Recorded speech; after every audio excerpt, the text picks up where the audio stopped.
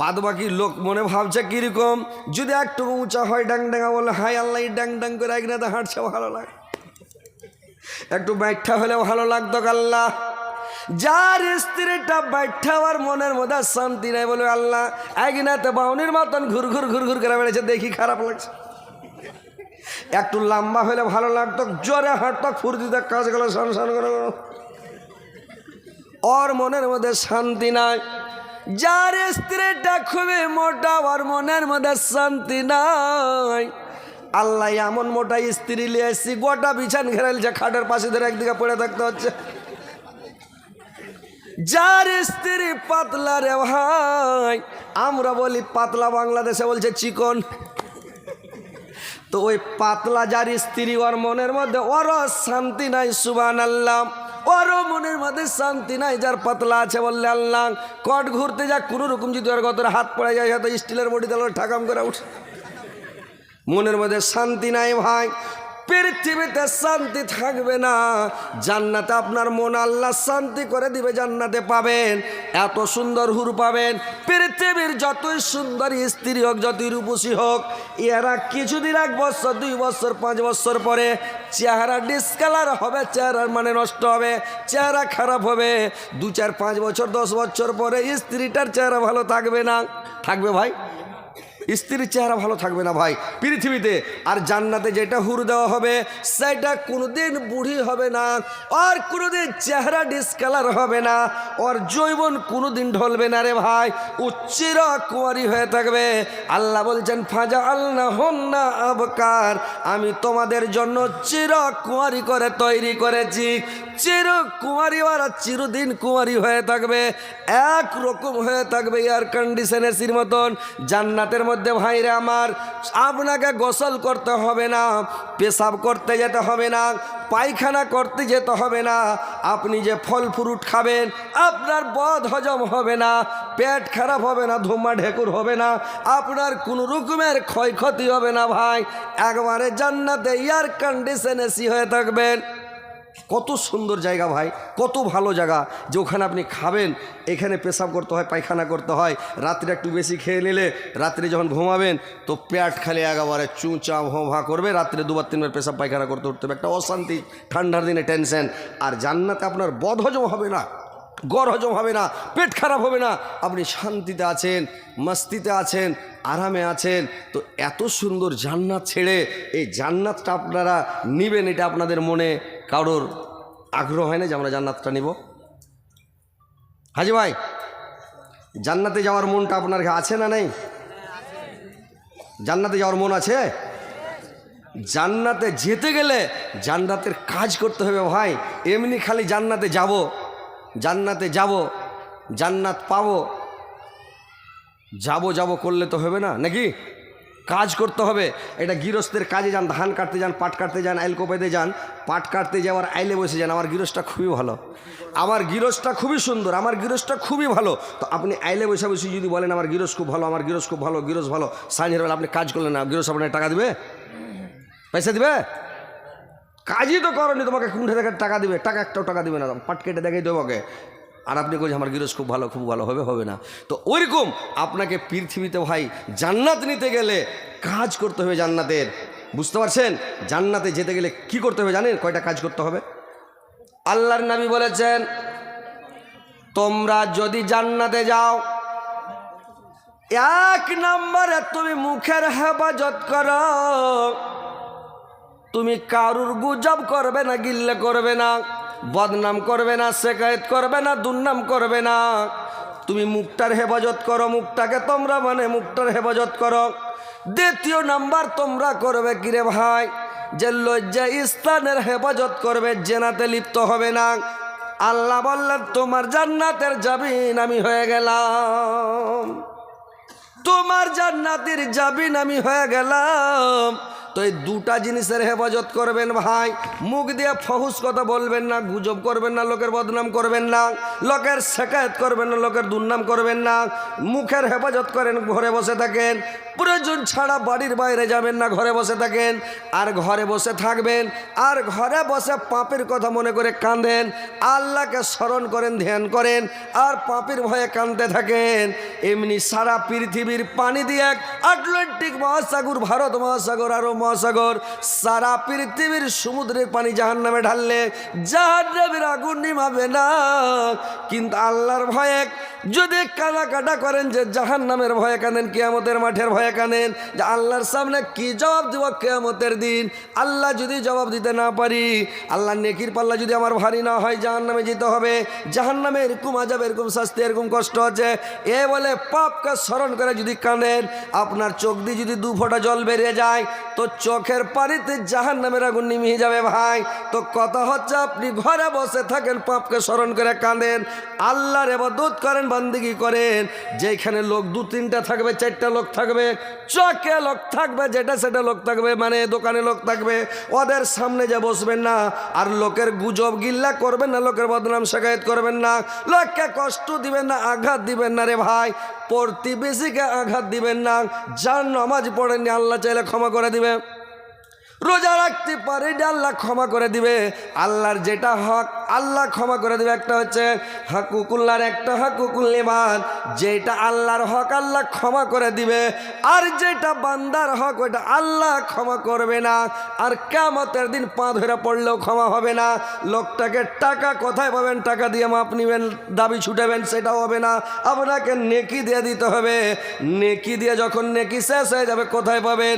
লাস্টে ওই লোকটার গোনাগুলো আপনাকে নিতে হবে, আর গোনা নিয়ে লাস্টে জাহান্নামে চলে যেতে হবে রে ভাই।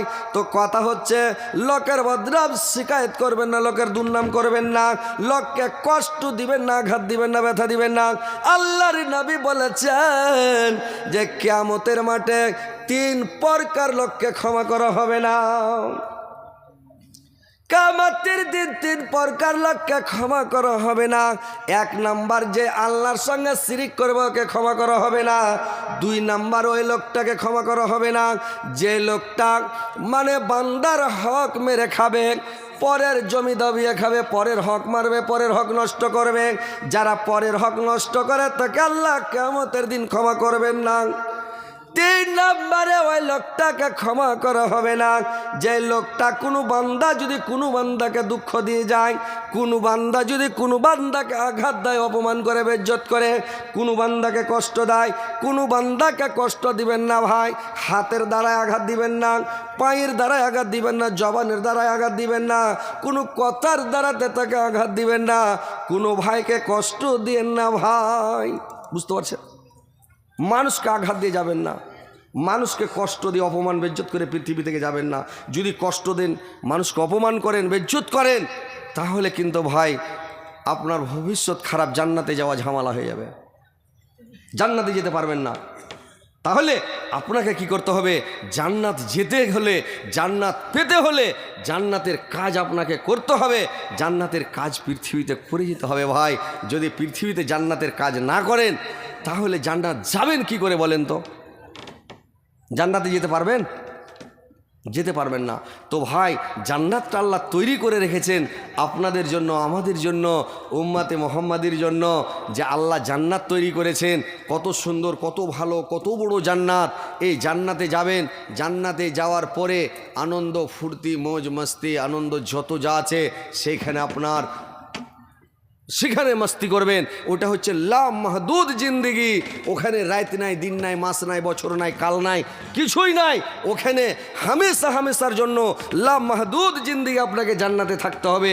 যে জাহান্নামে যাবে, লা মাহদুদ জিন্দেগি জাহান্নামে থাকতে হবে। আর যে জান্নাতে যাবে, লা মাহদুদ জিন্দেগি জান্নাতে থাকবে। ওখানে ভাই রাত লাগবে না। গরমকাল, শীতকাল, বর্ষাকাল, এগুলো হেমন্তকাল, গ্রীষ্মকাল, বসন্তকাল, এগুলো কাল আসবে না। ওখানে এরকম হয়ে থেকে যাবে। তো কথা হচ্ছে ভাই, ওই দুনিয়াটাকে বলে চিন্তা করেন, এই পৃথিবীটাকে বেশি ভালোবাসেন না।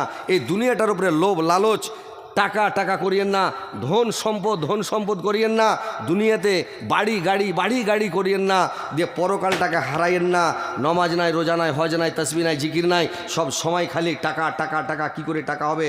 ব্যবসাবী জিনিস টাকা টাকা টাকা, কিন্তু পরকাল বলে কোনো খেয়াল নাই। ভাই পরকাল আপনার অন্ধকার হয়ে যাবে, জান্নাত হাত থেকে ছুটে যাবে, জাহান্নামে যেতে হবে। তো কথা হচ্ছে ভাই, আপনারা নমাজটা ঠিক করে 5 ওয়াক্ত পড়েন, আর সলাৎ যেন আপনার ঠিক হয়, ভালোভাবে নামাজ পড়বেন, সুন্দরভাবে নামাজ পড়েন। রমজান মাস আসছে আগা দিকে, এখন থেকে দোয়া করেন, আল্লাহকে বলেন আল্লাহ তাড়াতাড়ি রমজান মাসটা আমাদের কাছে হাজির করিয়ে দাও। আল্লাহ যেন রমজান মাসের রোজাটি রাখতে পারি, আর নিজের জীবনের যা গুনাহ আছে, পাপ আছে, আল্লাহ আমি যেন তোমার কাছে ক্ষমা চেয়ে নিতে পারি।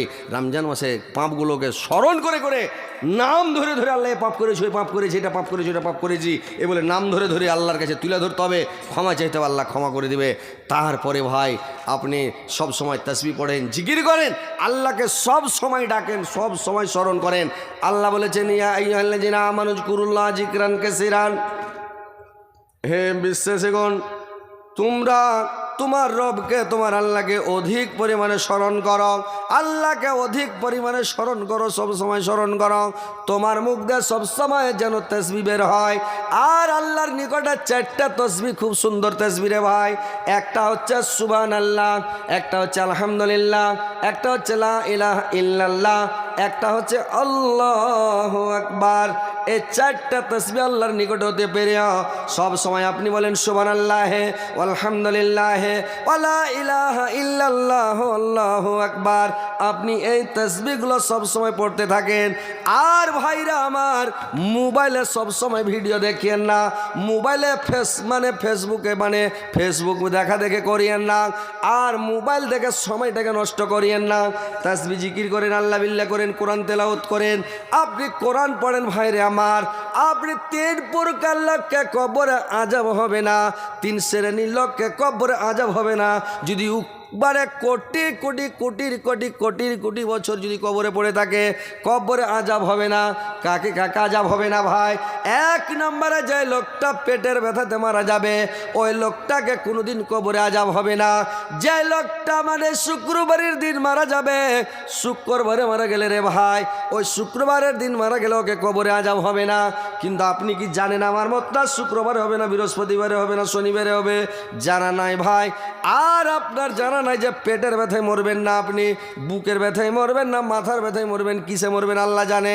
তো ভাই আমার একটাই আপনাদের জানা, যে যদি প্রত্যেক দিন সূরা মুলুক তেলাওয়াত করেন, রাত্রিবেলা সূরা মুলুক যদি তেলাওয়াত করেন, পড়েন ভাই, কোরআন পড়েন, এই সূরাটা মুলুক, এই সূরাটা যদি তেলাওয়াত করেন, তা আপনি কোটি কোটি কোটির কোটি বছর কবরে পড়ে থাকলেও আপনাকে কবরে কোনো আযাব শাস্তি হবে না।